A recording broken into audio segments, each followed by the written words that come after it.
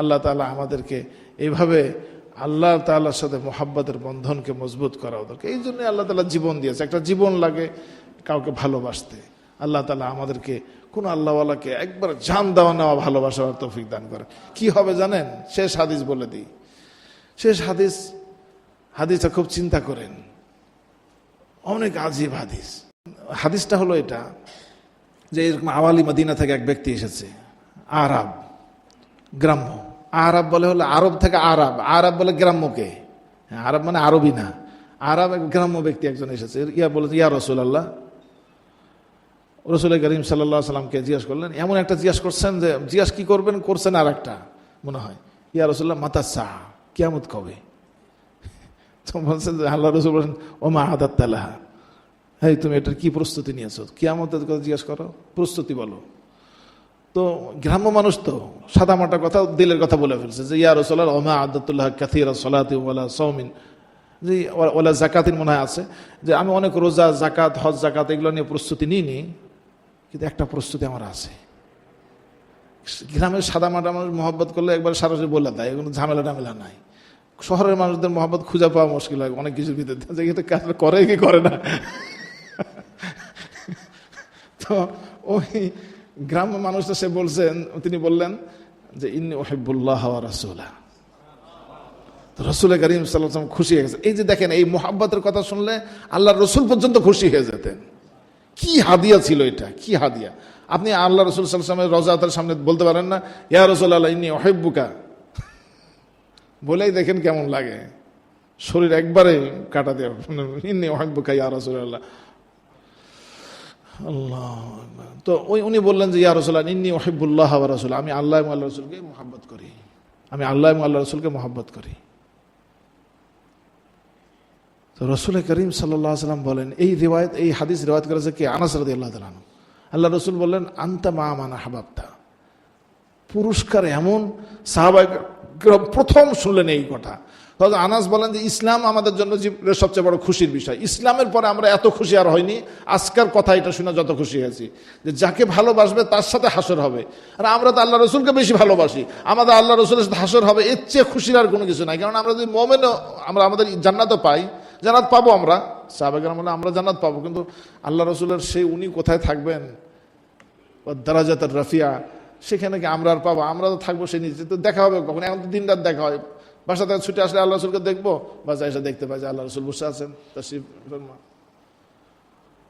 তো ওনাদের জীবনে খুব খুশি। বলে উনি বললেন যে আমাদের খুশির অন্ত নাই, এত খুশি। আনাস বলেন যে সবাই এই হাদিস বর্ণনা করে উনি ঘোষণা করতেন, সবাই জেনে রাখেন আমি আল্লাহ এবং আল্লাহ রসুলকে ভালোবাসি এবং হযরত আবু বকরকে ভালোবাসি, হযরত ওমরকে ভালো। উনি ঘোষণা দিতেন, ঘোষণা দিতেন, আপনারা জেনে থাকবেন এই কথা। সাহাবায়ে কেরামকে সাক্ষী রাখতেন, ঘোষণা করতেন আপনারা জেনে থাকবেন যে আমি কাকে ভালোবাসি, আবু বকর সিদ্দিককে ভালোবাসি এবং কাকে ভালোবাসি, ওমরকে ভালোবাসি, বুঝে ভালোবাসি। আর এই কথা সত্য যে আমি তাদের মতো আমলকারী না, এত সত্য আমার ভালোবাসার কারণে আমি আল্লাহর কাছে আশাবাদী যে আমাদেরকে একসাথে হাসর করবেন। আমরা করতে পারি না। এই হাদিসটা পড়া পরে কি মুহাব্বত খালি ওই পানওয়ালার সাথে, দোকানদারের সাথে, আর বাজারওয়ালার সাথে, আর বিবির সাথে, ব্যবসায়ীর সাথে, ঠিক আছে, এগুলো তো সব একদিন শেষ হয়ে যাবে, এই সমস্ত শেষ। পরে কি একা একা উঠতেছে, কোনো ভালোবাসা নাই। ভালোবাসার জাল এখান থেকে বুনে যাবেন। কোন আল্লাহওয়ালাকে এইভাবে ভালোবাসবেন যেন সেপারেও স্মরণ হয়, সেপারেও তার ভালোবাসা দিয়ে বাঁচতে পারেন। করা যায় না এরকম নাকি? আমরাও তো কাউকে ভালোবেসেছি আলহামদুলিল্লাহ, কোন আল্লাহওয়ালাকে এইভাবে ভালোবেসেছি যাতে জান দেওয়া নেওয়া। আর এক আল্লাহওয়ালার ভালোবাসা যদি বদ্ধমূল হয়ে যায়, তাহলে এই আল্লাহওয়ালার সূত্রে যত আল্লাহওয়ালা তাদের সাথে ভালোবাসা বদ্ধমূল হয়ে যায়, ফের তো কাম হয়ে গেল, তখন কাম বনে গেল একবারে। সমস্ত আল্লাহওয়ালাদের সাথে হাসরে একত্রিত হয়েছে। কেন? তার সাথে দেখা হয়নি, কিন্তু তার সাথে জানের ভালোবাসা আছে। আর এখন সামান্য একটু দোষ হলে আরে ওরে ভালোবাসতাম, আর ভালোবাসা গেল না। কি হয়েছে তার ভালোবাসা? সে ফেরেশতা ছিল, কিন্তু আগেও বনি আদম ছিল। ভালোবাসার ভিতরে পরীক্ষা তো আসবে। একটা মাটির পাতিল কিনতে হলে ওটা টনটন না, আপনি ভালোবাসার পরীক্ষা হবে না? সেখানেও পরীক্ষা হবে, কিন্তু এটাকে নিজেদের নাজাতের কারণ মনে করতে হবে, নাজাতের কারণ। আল্লাহ রসুলকে যারা ভালোবাসে তাদেরও ভালোবাসার ভিতরে পরীক্ষা এসেছে। আম্মা জানের ব্যাপারে প্রোপাগান্ডা এসে গেল, আর এই কি অবস্থা, যাকে এত ভালোবাসলাম, যাকে জানার চেয়ে বেশি ভালোবাসলাম, তার পরিবারের অবস্থা ইত্যাদি ইটি, আম্মা জানের ব্যাপারে প্রোপাগান্ডা, এমন কি একবারে সাহাবীদের ভিতরে, মানে ঘনিষ্ঠ সাহাবীদের ভিতরে এই জিনিস রটে গেল। কি বলবেন, পরীক্ষা তো আসবে। মোহাব্বতের, যে মোহাব্বতের কারণে কাল কিয়ামতের ময়দানে আর নিচে নূরের ফয়সালা হয়ে যাবে, চারটিখানি কথা তো না। এই মোহাব্বতের ভিতরে ঘষা লাগবে না? যাচাই করে নেবেন না যে তুমি আল্লাহর জন্য মোহাব্বত করো কিনা? এর চেয়ে আপনাকে কিভাবে খোলাসা করে বলবো? ইমানের এত বড় একটা জরুরি বিষয়। একেবারে রাসূল করিম সাল্লাল্লাহু আলাইহি ওয়াসাল্লাম থেকে নিয়ে, সাহাবা কেরাম থেকে নিয়ে, তাবেঈন থেকে নিয়ে সমস্ত এই সূত্রে গাথা সমস্ত মানুষগুলো। কিন্তু এই জমানায় আমি দেখি মানুষগুলো ছন্ন ছাড়া, একটা বিচ্ছিন্ন, সবাই নিজ নিজ আমল নিয়ে খুশি আছে। কুল্লু হিজবিন বিমা লাদাইহিম ফারিহুন, প্রত্যেকে নিজ নিজ খুশি, নিজ নিজ অমুক তমুক আমল নিয়ে সে খুশি। আমি তো আমলকারী। আরে বাপরে, কত বড় আমলকারী! এই আমল দিয়ে কি জান্নাতে যাওয়া যাবে? মোহাব্বত দ্বারা জান্নাতে যাওয়া যাবে। সে মোহাব্বতের জাল গাঁথেন, এগুলো ইমানের মৌলিক বিষয়, মৌলিক একবারে সাহাবা কেরামদের ওই সময়ের আখলাকের অন্তর্ভুক্ত। এগুলো পরবর্তী মানুষদের ভিতরে নাই। এগুলো এই যুগের মানুষদের ভিতরে না সহবত বুঝে, না মোহাব্বত বুঝে। এখনকার মোহাব্বতগুলো সব পানি, সব স্বার্থের সাথে মনে লুকিয়ে জড়িয়ে আছে। এগুলো আল্লাহর জন্য কাউকে ভালোবাসা, এ তো আমাদের আকাবিরদের ভিতরে পেয়েছি। হয়তো ইয়াহিয়া কান্দলভী রহমতুল্লাহ আলাই, উনি গাঙ্গুহি রহমতুল্লাহর সাথে ওনার সম্পর্ক ছিল, মানে গাঙ্গুহি রহমতুল্লাহ বায়াত ছিলেন, ও খলিফা ছিলেন। হয়তো শাইখুল জাকারিয়া রহমতুল্লাহ আলাই, ওই যে ফাজাইল আমাল যিনি লিখছেন, ওনার বাবা ইয়াহিয়া কান্দলভী রহমতুল্লাহ আলাই। ইয়াহিয়া কান্দলভী রহমতুল্লাহ আলাইয়ের শেখ ছিলেন হলো হযরত গাঙ্গুহি রহমতুল্লাহ আলাই। তো ইয়াহিয়া মানে সাগরিদকে কেমন মোহাব্বত করতেন। উনি আসবেন বিকালে, গেছেন ছুটি নিয়ে খানকায় থাকতেন, ছুটি নিয়ে গেছেন। উনি বলছেন যে হুজুর আমি মাগরিবের আগ দিয়ে আসবো। ইয়াহিয়া কান্দলভী রহমতুল্লাহ আলাই আসরের পরে বের হয়ে যেতেন ওই রাস্তা, যে রাস্তাতে ইয়াহিয়া কান্দলভী আসবেন, পাইচারি করতে থাকতেন আর অপেক্ষা করতে থাকতেন। একদিনও এটার থেকে ফারেক থাকতো না। সাগরিদও কেমন ছিলেন, আর উনিও জানতেন যে হযরত আমার জন্য অপেক্ষা করেন। কোনো সময় 5 মিনিটের দূরের কথা, 10 মিনিট বা আধা ঘন্টা আগে আসতেন। দূর থেকে দেখা যাচ্ছে যে উনি পাইচারি করতেছেন। আসার পর বলতেন যে হযরত মাফ করে দিয়েন, দেরি হয়ে গেছে।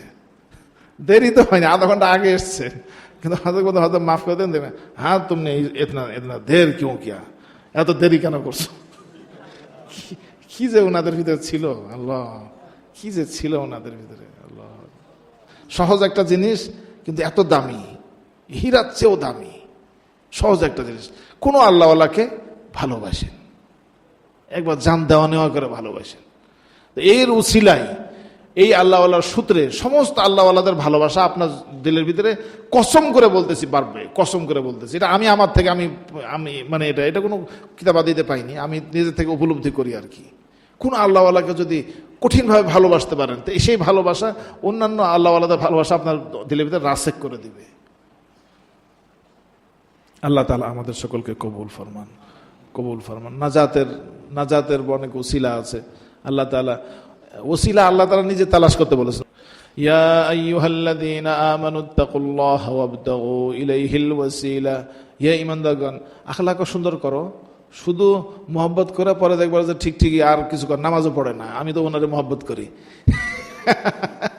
দেখেন কোরআনে কারীম সমস্ত ফাঁকা বন্ধ করে দিছে। তাকওয়া অর্জন করো, আবার আরেকজনকে মহব্বত করো। ওয়াবতাগু ইলাইহিল ওয়াসিলা, আল্লাহর কাছে ক্ষমার ওসিলা তালাশ করো।